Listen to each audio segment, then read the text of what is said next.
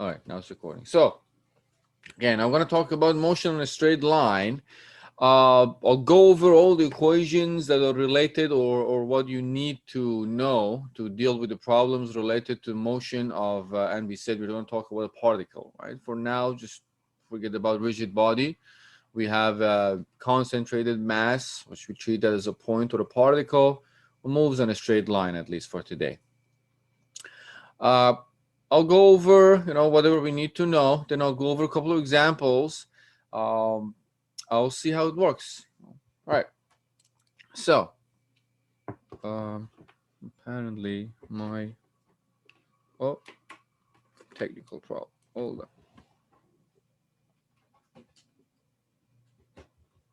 There you go. Now it should be fine. All right. Let's talk about motion on a straight line. All right. So, well, as the name says, imagine a straight line. Right? You don't even need to imagine. I can just draw a straight line. Oh, here's a straight line. All right. Let's say we have a point P or a particle P somewhere there. Right? We're going to talk about moving this particle on a straight line.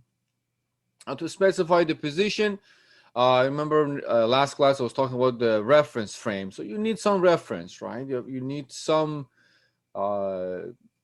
coordinate system somewhere that position is 0, right? You think about it this way. Now, if I represent that by, let's say, point O, right here. Let's say this is our reference. And we use a coordinate, let me use a different color. Coordinate S. So let's say the position of P is measured from here to here using S. So coordinate S is measured along the line from O to P. Now, if you have a unit vector, let's say unit vector, we define the unit vector. Usually you represent unit vector with E. In this direction, the same direction, is parallel to the line and points in the positive S direction. Right. So we can say R, the position vector that we talked about in the last class, right, is equal to S E. Right. R being a vector, S being a magnitude, the magnitude of the vector, E representing the direction of the vector. That's pretty much it. Now, since we're on a straight line, the direction of this vector doesn't change. Now, we said velocity again last class. We said velocity is nothing but a change of position, right? The rate of change of position. That was like a displacement over time. It's a time interval, delta S over delta T, or displacement of change in position over time. Right? So we'll just do the same thing here. Just some definition of velocity. Again, D for straight line motion. Right? We defined it in general form, but in the case for straight line motion, you can just say dr dt, which we introduced in the last class. Right? It becomes dse dt. Now, this is a derivative of a multiplication S times E, right? S magnitude, E being unit vector, multiplication or derivation of the first one multiplied by the second one, and derivation of the second one with respect to time multiplied by the first one. So ds dte plus de dts. Now, E being a unit vector, well, derivative of a unit vector basically only exists if the unit vector changes its direction. Since it stays in the same direction over time, nothing changes over time. So dE dt is 0. So that becomes 0. And there is nothing there that you haven't seen, but just to be more formal, this becomes ds dt in E direction, if you want to think about it as a vector in E direction. You can even drop E since it's just in one direction. That's the velocity. All right, let me keep it there. Maybe it's better if we use a different color. So this is velocity. Again, this is velocity for a motion on a straight line. Pretty much just position or displacement over time, change of position over time. I can do the same thing for acceleration, right? Based on the definition we gave for acceleration is rate of change of velocity. So that would be dv dt. Right? With the dt v in e direction, and you can do the same thing since it's a vector. Well, this is not a vector. I already put the, so this v is magnitude. Dv dte plus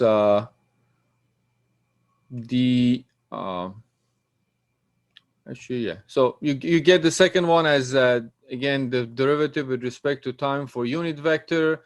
That becomes 0. We don't care about that. So this becomes the second derivative with respect to displacement. I can do better things. I'll write it a better way. So that would be d2s dt2e. So acceleration, and nothing that you don't know, is the derivative of velocity with respect to time, which becomes the second derivative of position with respect to time. Right. That you need to know. You can write it also this way, right? You can say, well, acceleration is, let's not write the form of vector. Let's just keep it as magnitude. We only have one direction here, straight line. So we don't need to be concerned about the direction. That was a big size eraser. All right, A. So A is basically, let's write it this way, dv dt, right? Now I can use a chain rule. I can say dv ds times ds dt. Right? I can just add parameters with take derivative with respect to them, as long as I can think about it as canceling out ds's. This is still going to be dv dt. Even if you don't remember chain rule, not a big deal. You can just write dv dt as dv ds times ds dt. Now, if I write it this way, then this becomes dv dt times ds dt here, right, is velocity times v.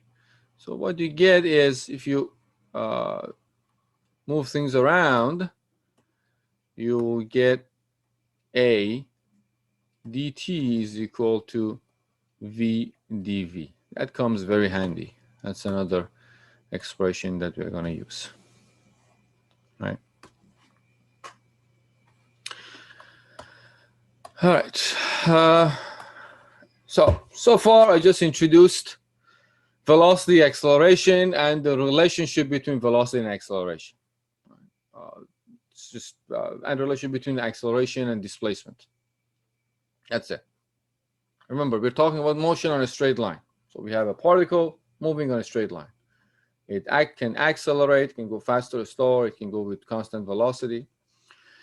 Now, in order to make our life a little easier, we are going to classify possible types of motion on a straight line that we are going to end up dealing with, or we end up dealing with.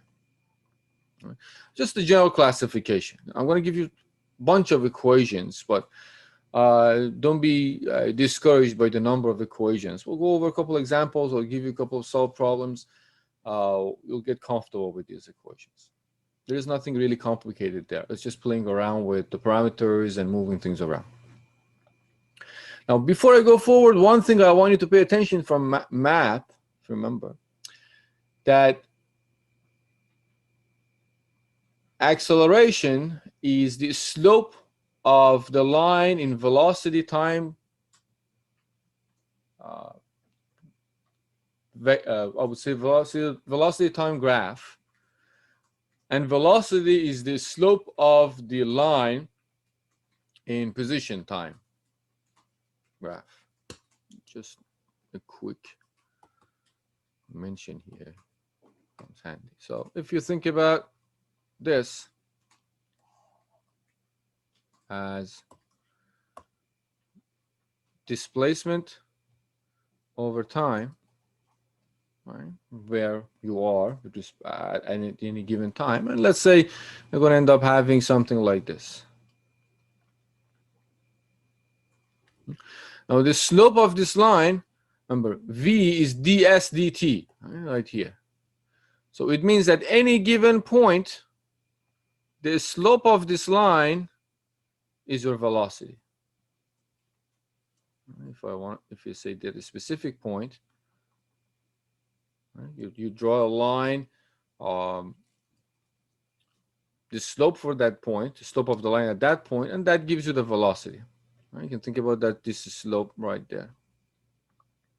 If this one is 1, this is going to be your velocity. If you're given the equation of S as, let's say, time, let's say the position changes as 2t squared. Right? Knowing time, you can determine where the particle is at any given time, the position. Take derivative, since it's the slope of the line, it gives you the velocity. Which is basically this equation right here, just in terms of graphically, if you want to represent that. Same logic, if you have velocity as a function of time. Let's say we have some acceleration that gives the velocity, let's say this way. At any given point, let's say this time was time t naught, or some time t prime. At any given point, at any given time, so at this time, some time t prime, some number, 5 seconds, 10 seconds, 2 seconds after motion. The slope of this line, right, is going to be your acceleration. So slope is acceleration, which is the same thing as we introduced here, right? The slope A is equal to dv dt. So the slope of the line at any given point on a v velocity time graph gives you acceleration. These are like general relationships for motion on a straight line. Generally in motion, for a motion, but we just focused on a straight line and define S as the coordinate that defines the position of particle P with respect to origin. Now, we're going to classify them, right, depending on the type of acceleration we're going to deal with. Now, why do we care a lot about acceleration? You'll see, because later on, when we start looking into dynamics and get into force, mass and acceleration, there is obviously Newton's second law that we define the relationship between acceleration, force, and mass. So acceleration plays an important role in what we are going to do and what we will do in dynamics. And obviously could be the center of our focus because of the same reason later on we're going to work with acceleration a lot. So I'm going to divide all the possible motions you're going to deal with into 4 groups. Right? The acceleration can be a function of time. So at any given time, the acceleration can be different, knowing which moment or which instant during the motion of a particle you get to know the you know the acceleration. So your acceleration is a function of time. Or it can be very simple, and your acceleration can be constant. It doesn't matter what moment of the motion, at any given moment during the motion, the acceleration is the same. Doesn't matter how long has it been that the motion is started, your acceleration doesn't change. It's constant. It's the second case. The third case would be when acceleration is a function of velocity. Again, instead of time, at any given moment, if you know the velocity, you can find the acceleration. And the last case would be acceleration as a function of position. Instead of time and velocity, you know where your particle is located. Right? And knowing where your particle is, you can calculate your acceleration. Right? So let's talk about acceleration of time. Acceleration is a function of time. Let's just start with that. So one, I'm going to classify this one is the case. I'll go over these four, again, a bunch of good bulk of equations I'll give you. Then we'll start looking into examples, multiple examples of what happens and how do we use these equations. Not very, probably most of it is familiar to you guys, especially acceleration, especially constant acceleration. So acceleration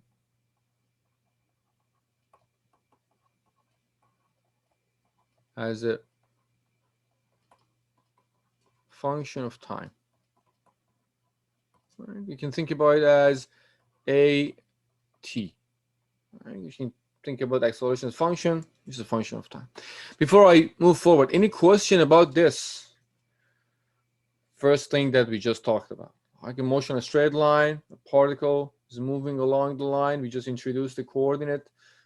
You can think about the coordinate system with just one unit vector because it's just a straight line. All we need to know is that what is the magnitude and what is the direction. So knowing S, you still might not, it's not enough, right? Because you can be either in the positive side if we assume that the right side of O is the positive or, and the left side is negative. Same S can still be on either side. E tells you where you are exactly along with S. Right? That's why we need both magnitude and the direction. All right. So acceleration is a function of time. Let's start with the fundamental, right? The basic expression we introduced. We said A, in this case, AT, is dv dt. Since acceleration is a function of time, I move dt to the other side and take calculate the integral. I'll say integral dv is equal to integral a dt. Since a is a function of time, let me actually write it here as a function of time so we don't forget. At dt. So if I have a particle moving on a straight line and I know the acceleration as a function of time, meaning that I can find the acceleration at any given moment, I can calculate the velocity. Now, what do I need? I need the limits for those integrals. So I say, when the motion starts at some given time, t naught, I call it. Time could be 0, could be 1 second, 2 seconds, 10 seconds, 1 hour, half an hour, whatever is the unit of the time.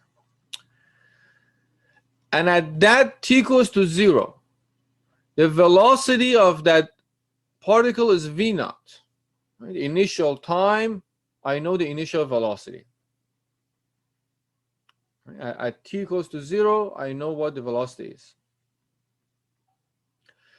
I can find, well, this relationship would be helpful or helps me to find the relationship, this integral helps me to find the relationship between velocity and acceleration, or typically gives me the expression for velocity as a function of time. Right? So for any given time, I can find the velocity, v.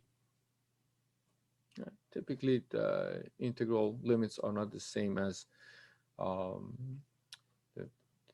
the variable, but I think we can live with that. Shouldn't cause a problem since we're just going to move on from this. So if I look at the left side, it's just dv. So the integral of dv is just v. This becomes v is equal to, oh, let me just not skip any step. V minus v naught, right? It becomes v from v naught to v. So v minus v naught is equal to integral from t naught to t at dt. You can even write it maybe a little easier form. T naught to t at dt plus v naught. There you go. This is what you need. So if you are given the acceleration as a function of time, and you know the initial moment and initial velocity at the initial moment of measurement, you can find velocity. Typically, for instance, they give you, let's say they give you acceleration as a function of time as 2t squared. You calculate the integral, and let's say t naught is from 1 second to t is, well, we can just leave t as t, so you can find the expression. And then you can find velocity as a function of time. All right. This is for velocity. Now, once you know velocity as a function of time, you can find displacement as a function of time. Because we know v is equal to ds dt. Right? These are what I just introduced in the previous slide. Move things around, that would be ds is equal to v dt. Remember, v is a function of time now. So same story. At t naught, we need to know where the particle is, s naught, initial position. Then we can find the position at any given time, as long as we know the velocity as a function of time. So if you write this, you can write it that way. S is equal to integral from t to t naught to t. You can write it vt dt. V is a function of time. Probably in a better form. dt plus s naught. There you go. So this is, if you want to add some notes there, this is basically, we can write position at time t naught. And once you know that, you know velocity as a function of time, this can be position at an arbitrary time. Position at arbitrary time t. So this is just the case for acceleration as a function of time, right? At. Now, remember the same story that we talked before, we can actually look into acceleration as a time and velocity as a time, the curves that I introduced in previous slide. Now, these are integrals, right? Let me draw it here. This would be acceleration as a function of time. And let's say we have also velocity. You calculate from acceleration as a function of time, velocity as a function of time.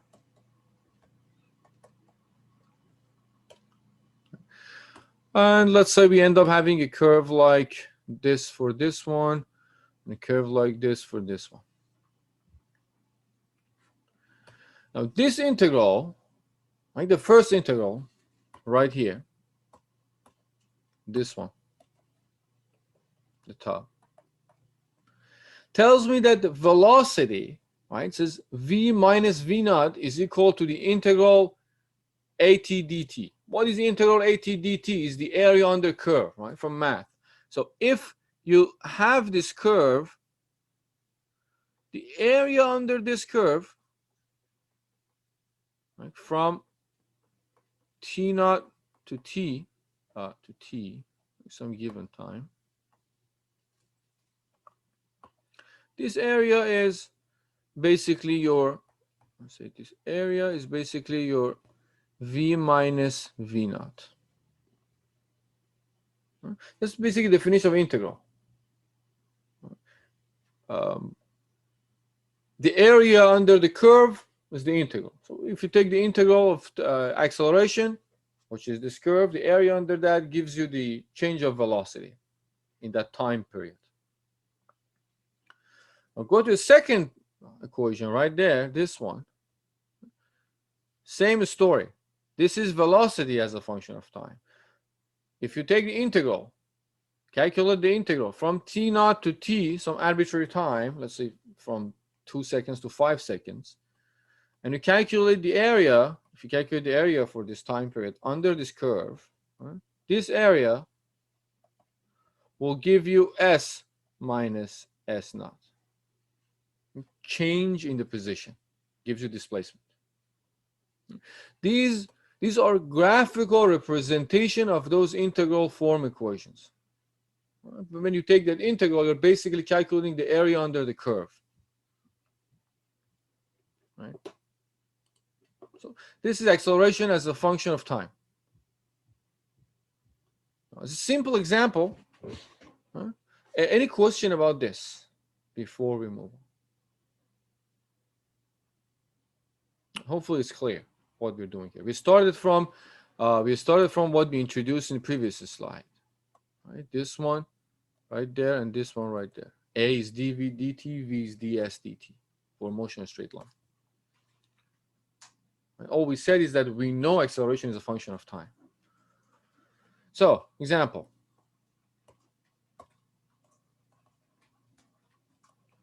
Very straightforward. Let's say we have, we know the acceleration of a particle, the acceleration of a particle is a is equal to 20t. Pretty straightforward. 20 t meter per second squared. Right? That's our unit. Now we are told that when t is equal to 0, s becomes 40. S is 40 meters. So at time equals to 0, we know what s is. And we know what v is. V is equal to minus 10 meter per second. Right? So this is all we know for now. Now the question can be pretty straightforward. What are the position and velocity at t equals to 3 seconds? Well, so acceleration is a function of, right there, is a function of time. I'll go to the equations that I just derived. Right? I can calculate velocity since I know the acceleration is a function of time, and then I can calculate the position. So velocity as a function of time is integral from t naught to t at dt plus v naught. I'm going to replace the numbers at t naught. What is t naught? Now give me the parameters here. T naught, t at.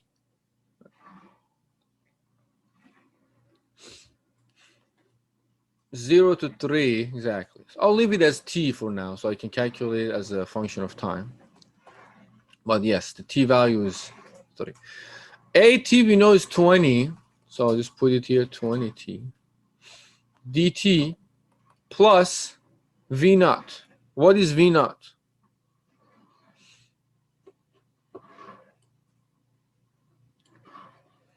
Minus 10, exactly. All right, so I'll just change this plus to minus instead of plus minus. Minus 10. Right, is equal to. Well, I'll do this integral 10 t squared minus 10. That's it. Integral is up to here. That would be the velocity. Let's also find the expression for displacement and then find the answer for both. So that would be t naught to t vt dt plus s naught. Well, same story. The initial time is 0, and I leave the final time as t, so I can find the expression as a function of time. Vt, I just found it. This is Vt. So 10 t squared minus 10 dt. And S naught. 10 t squared. Well, remember this dt includes only this part. Right? So this is the integral part. This is just some constant, right? So just add it there. It's not inside the integral, under the integral. All right. So 0 to t, 10t squared minus 10t dt plus 40. I take this integral, it would be 10 over 3 t to 3 plus 40 as a constant. Actually, I missed 10. So minus 10t plus 40. So this is your velocity, right? This is your displacement. You know the acceleration as a function of time. You can find what is the velocity and displacement, or position, I would say. It's better to say position. It's not displacement. Displacement is a change in the position, right? So position. You can find where your particle is at any given time and what is its velocity at any given time. Now you're asked to find the velocity and position at t equals to 3. So we just plug in that value. I'll write it this way. At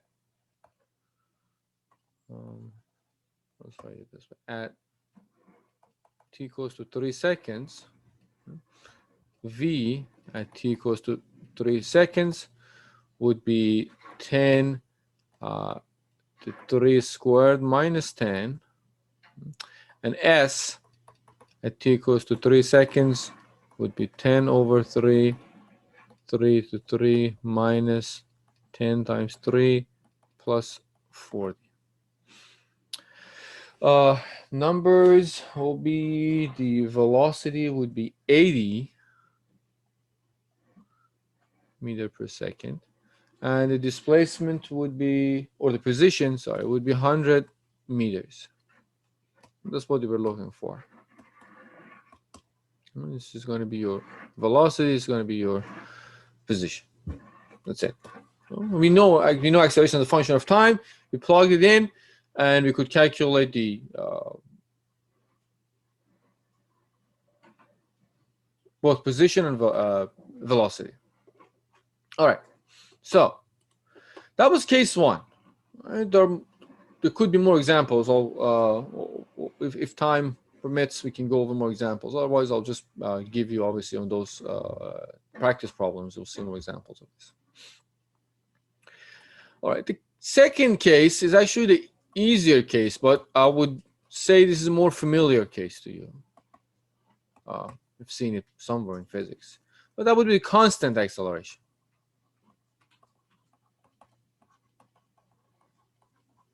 Right? So I just refer to it as, at least to distinguish it from what else we have here, A naught. Usually just show everything with A, but just to show this acceleration. Before that, any question about this one? Hopefully pretty straightforward, but by saying that, I guess I'm preventing any possible questions. So might not be straightforward. Just let me know. All right. So constant acceleration. Right? What we do is that we use what we found for acceleration as a function of time. All we need to do is that plug in a constant acceleration under that integral form.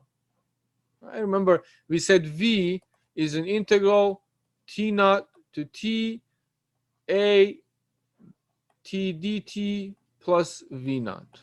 Right? That's what we said for acceleration as a function of time. Now here, acceleration is just constant. What does that mean? It means this is a naught, comes out of the integral. Imagine you have a constant number under integral. You can just take it out. So that becomes v a naught times, that comes out, it becomes dt from t naught to t. So it's basically just t minus t naught plus v naught. That's it. That gives you a relationship between velocity and acceleration when the acceleration is constant. As long as you know what the acceleration is, a naught, and you know the time span, you know initial velocity, you can find the velocity at any time.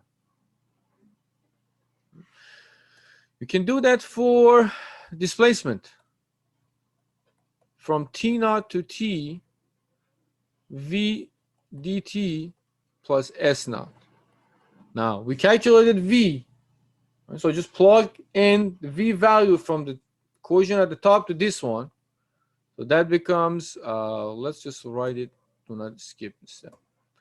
This becomes integral t naught to t, a naught, t minus t naught. So that's just what I have from before. V naught, the whole thing, and I plugged it in from here. dt plus v naught. Pretty straightforward. You can take this integral, calculate that one, but everything is constant except t.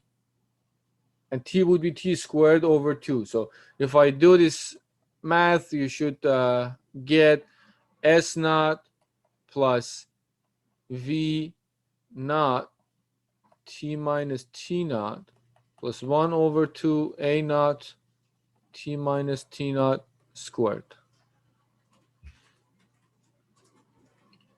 There you go. And these equations might be very familiar to you because constant acceleration is something that we typically, the kind of assumption that we make in simple problems. So 1 over 2 a t minus t naught, the time span squared, plus v naught, initial velocity times time span, plus whatever the initial position is. So the expression, the relationship between position, initial velocity, initial position, and acceleration, assuming that you know the time span.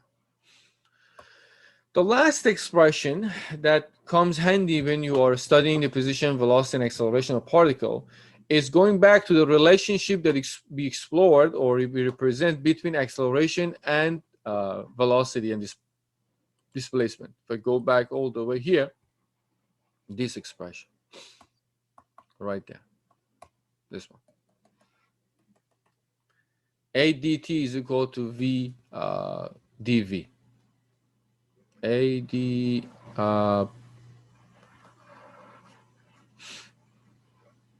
actually made a mistake here. I'm glad I caught it.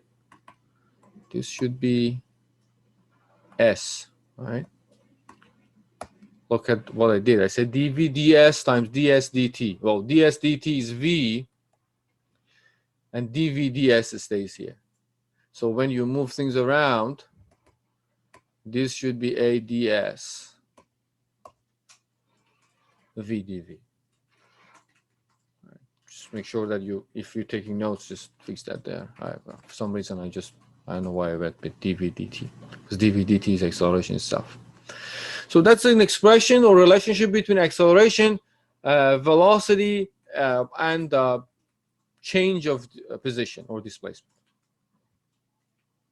I'm going to use this relationship, which basically I got it from the first expression right there by just using the chain rule,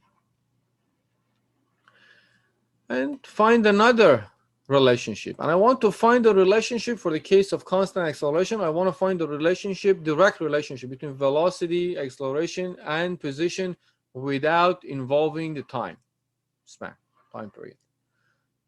That's the purpose of just using this expression. It comes handy sometimes when you don't actually know the time span. When does it start, when did it start, when did it end, the motion. But you know the velocities, acceleration, and positions. So we can just use that directly instead of using these two expressions.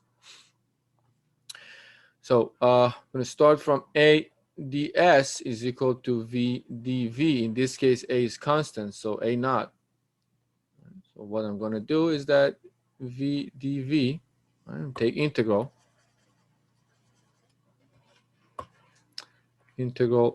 v dv, motion from whatever it starts, initial or final, to some arbitrary moment, arbitrary velocity at time t, is equal to s, initial position. Remember, the integral is a naught ds. So position is changing. The limits of the integral should be related to position. From initial position to some arbitrary position, some position at some arbitrary time.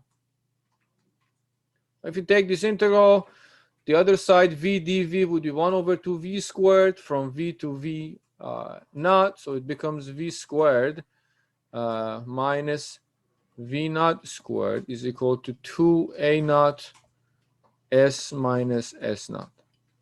So that gives you the direct relationship between velocities, velocity, acceleration, and position.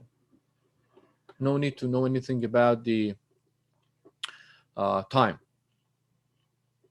There is time involved, but you don't need to know that to deal with this. Right. All right. Let's talk about the next one and the one after. Then I'll go over a couple of examples, I guess. Oh, let me see if I have a good example related to this.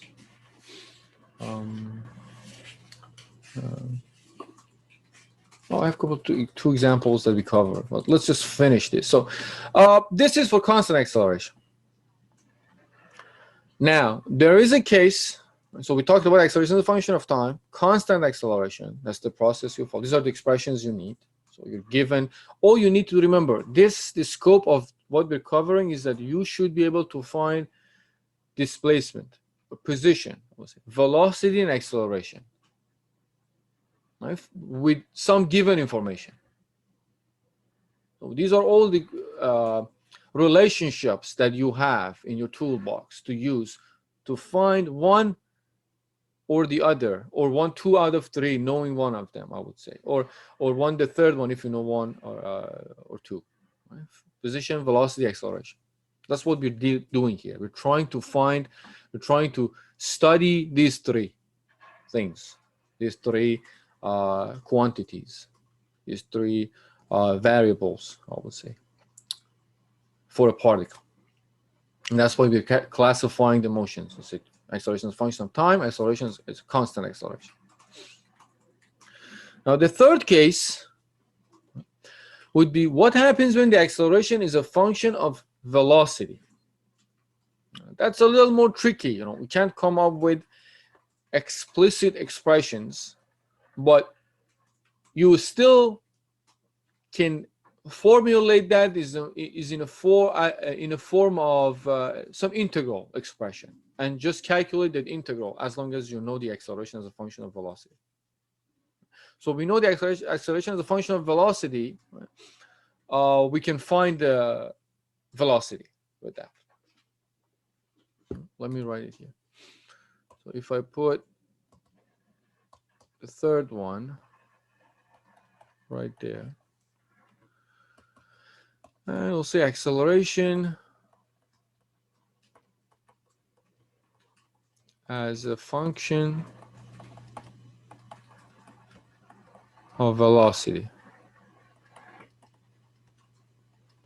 I represent it as AV, trying to show that A is a function and the independent variable is V. Dependent variable A depends on independent variable V. So we start from what we know. We know A is dv dt, so AV, just to show that acceleration is a function of velocity, is equal to dv dt. Now, there are 2 possible ways to find the velocity once you know the acceleration is a function of velocity. I'll write it this way. I don't know why I erased that. Let's just write it here. AV is dv dt. Option 1, let me use this. Option 1, depending on what the problem is and how do we plan to deal with it, we can just easily move A to the other side and T to the side that A was. Right? I can just write this expression as dv over A as a function of V is equal to dt. No. dv over a goes from v naught. Remember, the left side now, everything is a function of v. So I can take an integral.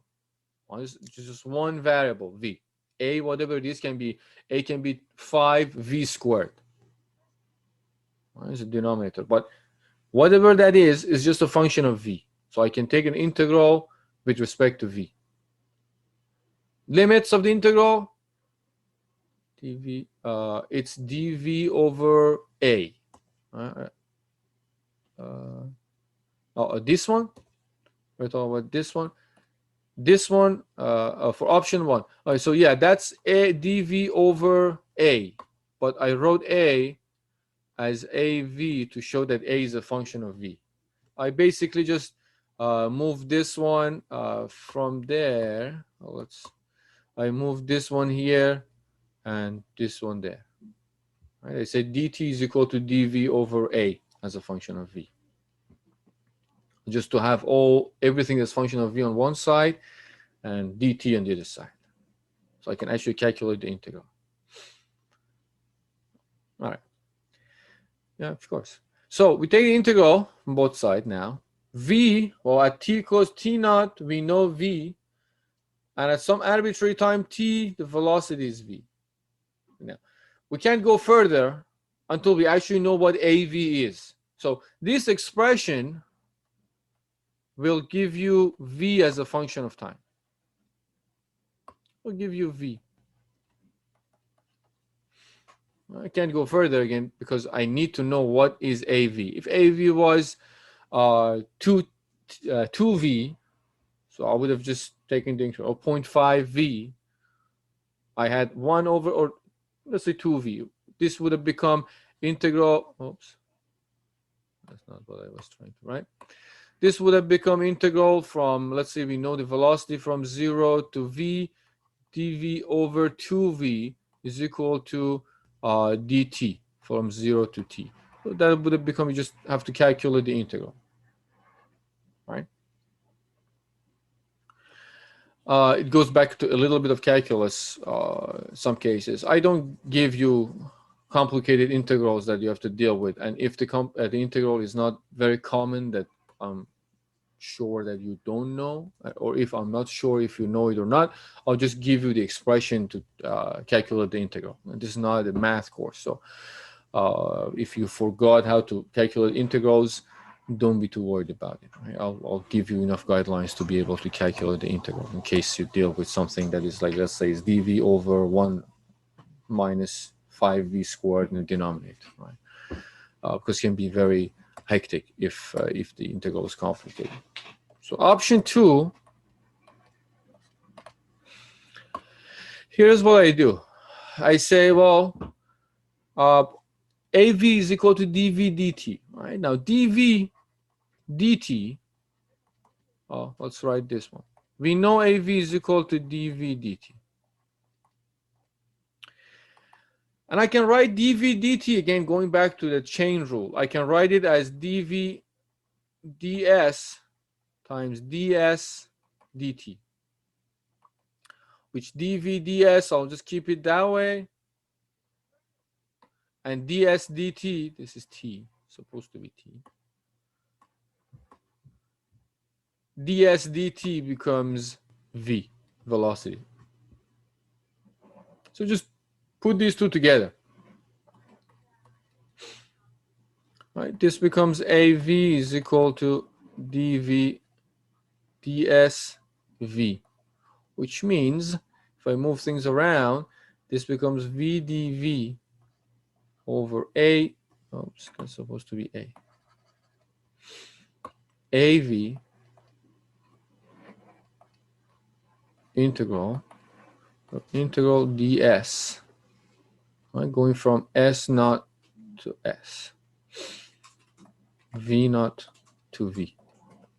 So we know acceleration is a function of velocity. If I play around with parameters, pretty much, what I'm trying to do right now is that, well, I said the first, maybe I shouldn't have used option 1 and option 2, because that insinuates that these two are giving you the same thing, but they're not. Right? So the first one gives you the velocity, The second one gives you the displacement. Remember, VdV over AV, I basically just moved this one there and moved the other one here. What happens is that everything on the right side is a function of V, so you can actually calculate that integral. Whatever it is, it doesn't matter. You can calculate the integral, like theoretically. And whatever is on the left is just ds. So knowing the position at initial time and velocity at initial time and position at the final time and velocity at the final time, you can find the displacement. If you calculate the integral on the left and integral on the right, it gives you the s value. It gives you s. You can find s. Remember, v, you have it from previous calculation. So that would be again a little bit of calculating integrals and dealing with integrals here and there. Right?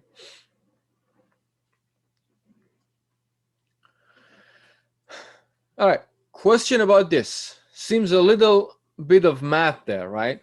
But aside from dealing with an integral that might be a little hectic sometimes, which if it is, I'll give you the guideline how to calculate the integral. The procedure, right? Remember the goal. You have acceleration, and what you want to do is that you want to find velocity and displacement, position. I don't know why they keep saying displacement. Velocity and position. Three things: position, velocity, acceleration. Knowing one, we want to be able to find the other two, and knowing some information about the initial conditions in the problem. Now, that's the general goal. Now, we're classifying into different situations to make our life easier and less complicated, I would say, when we deal with different problems. Acceleration is a function of velocity. That would be the process you will follow. Now, how do you know acceleration is a function of velocity? In our case, I'll explicitly show you one way or another that what the acceleration is. Either give you the direct expression, or it's coming from a specific graph. We'll see an example on that probably next class. But one way or another, you can calculate these accelerations as a function of time, constant, or velocity. Okay. Now let's also cover the last one, acceleration as a function of position. So the last case. Then we'll look at a couple of problems. This is 4, not 3.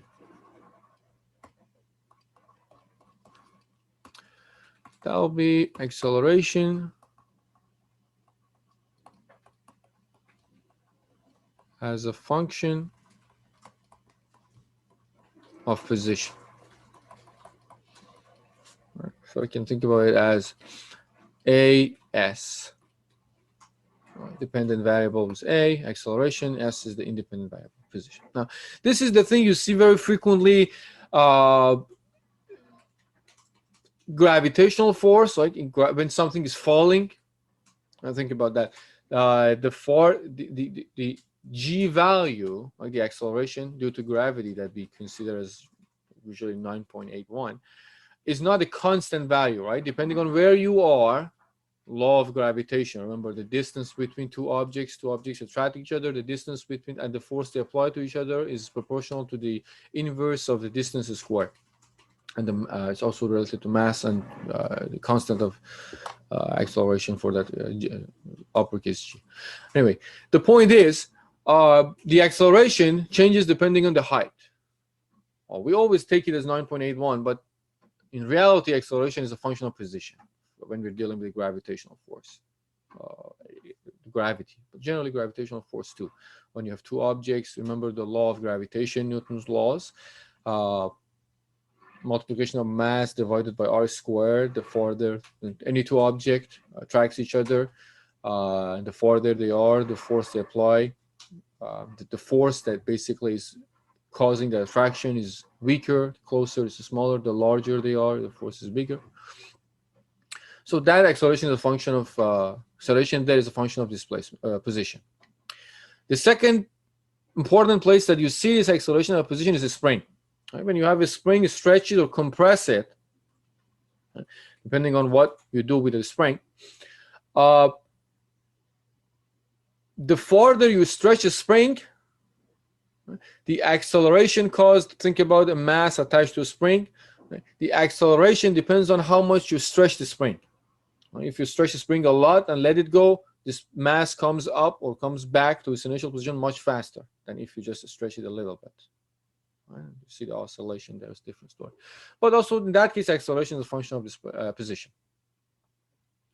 Well, if it's a function of position, well, velocity, well, let's write it this way. So AS is equal to, A is always dv dt. I just write it as AS, AV, AT because I want you to keep in mind that this is the case when acceleration is a function of the specific variable parameter.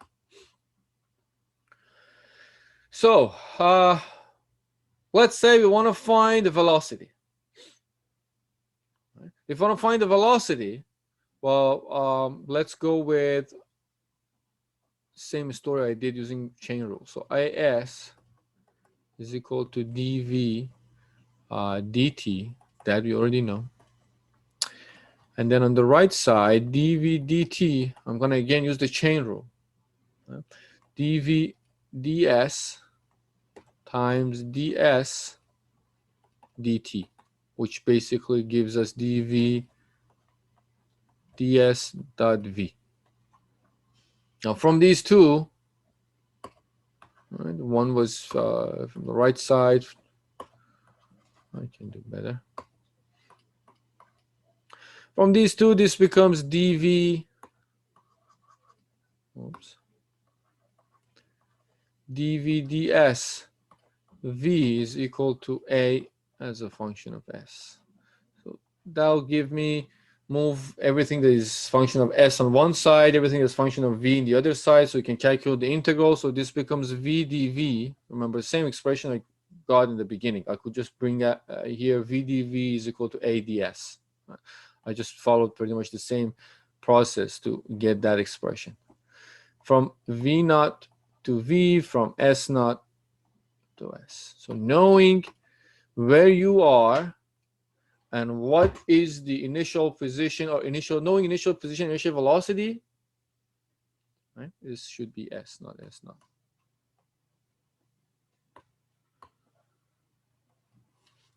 And if you know acceleration as a function of displacement, right, let's say AS is 5s squared. You just calculate the integral and you know what s naught is, you know what v naught is, we can find the velocity.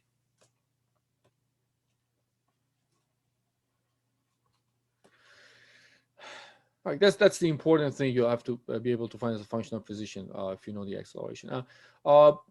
We don't deal with that, or we stay away from finding position when we know the acceleration is a function of position. But all you need to do is just do double integral. Right? AS is d. We know that the AS a as a function of s is d second derivative with respect to time. And then you have to do the chain rule twice, but don't need to worry about it. We're just going to focus on finding velocity. Once you find the velocity, you can actually use that to find position. All right, let's take a look at this at one example, one or two examples, then we'll look at more examples in next class. All right. Any question about the general process? So the general process, as I said, position, velocity, acceleration, straightforward. These three things we need to know. Sure. So number 3 was this one. So that's a good time. I had a chance. So we said, well, we defined velocity, we defined acceleration, and we said, well, now let's look at the specific cases. When the acceleration is a function of time, we introduced, using just expressions that we have for velocity acceleration, introduced what to do to find the velocity and position. If acceleration is constant, we introduce these three expressions, case 2.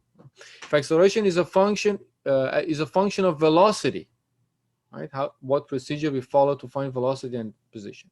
And finally, if the acceleration is a function of position, which we said we see it in a spring, we see it in gravitational forces.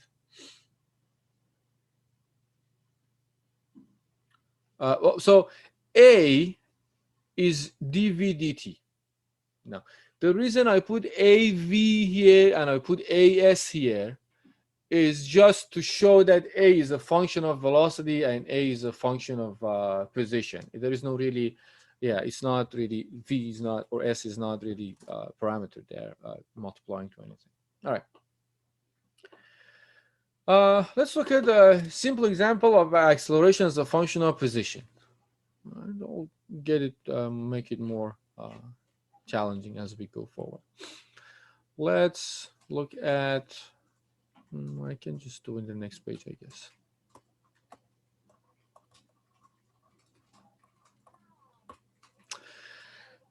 Let's say we have a car is accelerating. A car is, or well, let me just follow the problem statement. A car's acceleration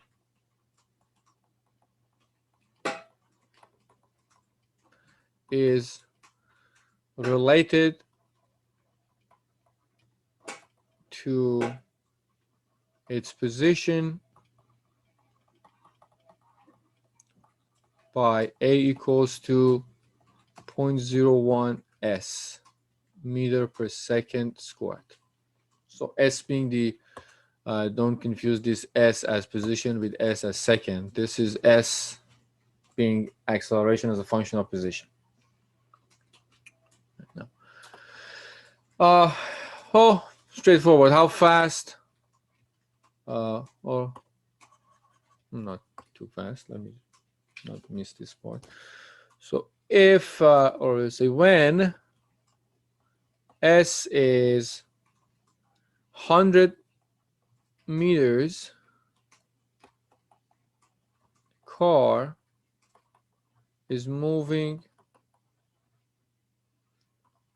at 12 meters per second. How fast is the car moving when s is 420 meters? So first, acceleration is a function of position. Going back, this case, right? We know acceleration is a function of position. What we want to know, all right, so we know V, let me write it here. So we have it right in front of us. Right? So V dV is equal to A ds. That's the expression we have for acceleration as a function of position. Well, goes from V naught to V, from S naught to S. Now we need to identify the parameters that we need for this calculation. Acceleration as a function of position, well, is given. What is S naught?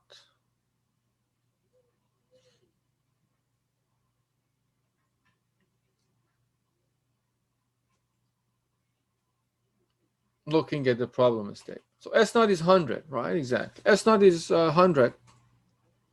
Right? So I'm just going to write them here, just make sure that everybody follows. S naught is 100 means that the final position is 420. What else do we need to find the final velocity? What is that 12 meters per second?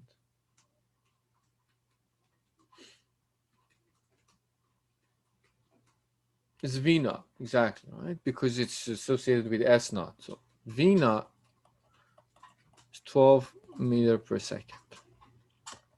So from there, we can just plug in whatever we have. I'm going to leave V, well, it is going to be left out.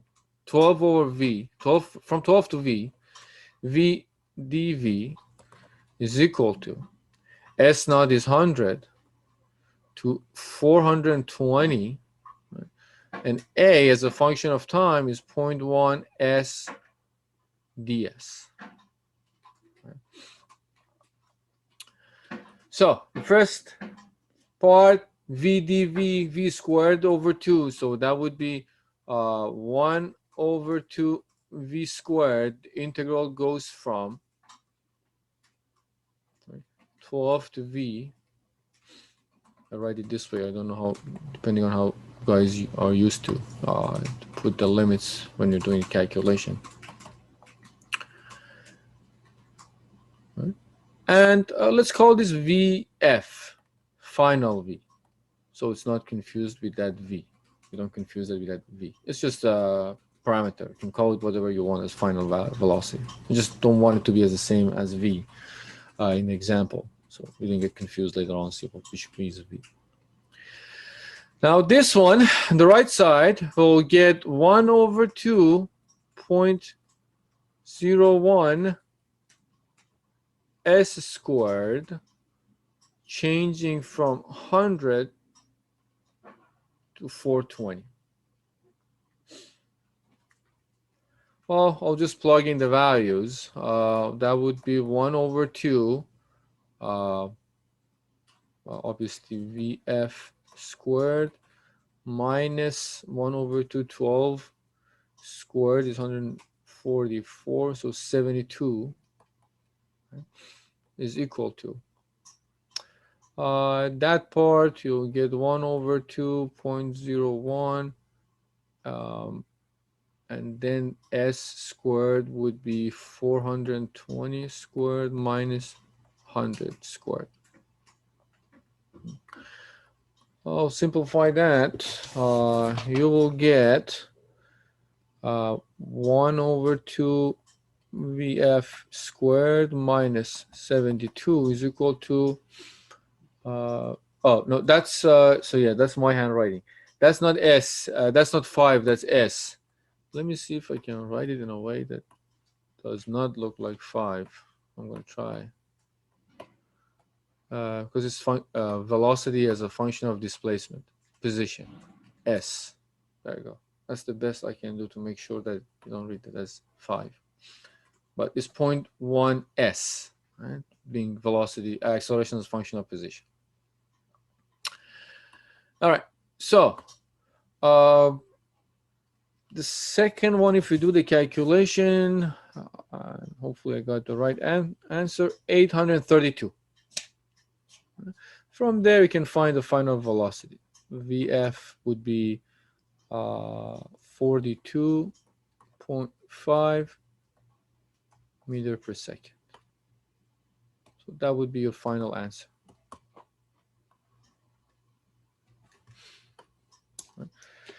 So that's a typical example, the simple, straightforward example of when the acceleration is a function of position.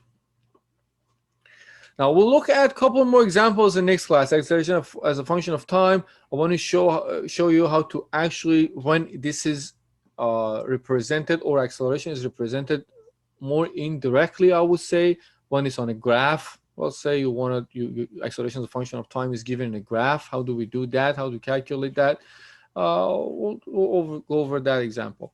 And maybe another example of when the integral, I'll show you one example of acceleration as a function of velocity, which was the third case. And in a case that integral is a little, can be confusing, I would say, or not confusing, less familiar, depending on how much you remember from calculus and calculating the integrals. I'll go over that example as well. So we'll cover 3-4 more examples in the next class, and hopefully I'll bring these 4 cases again and refresh your minds at what you were talking about. Any question so far, though? Again, keep in mind the focus for now is position, velocity, acceleration. All you got to do is to just find 2 once you have one of them. So those classifications I did is just to make your life easier, to make it more obvious what approach you have to follow. All right. All right.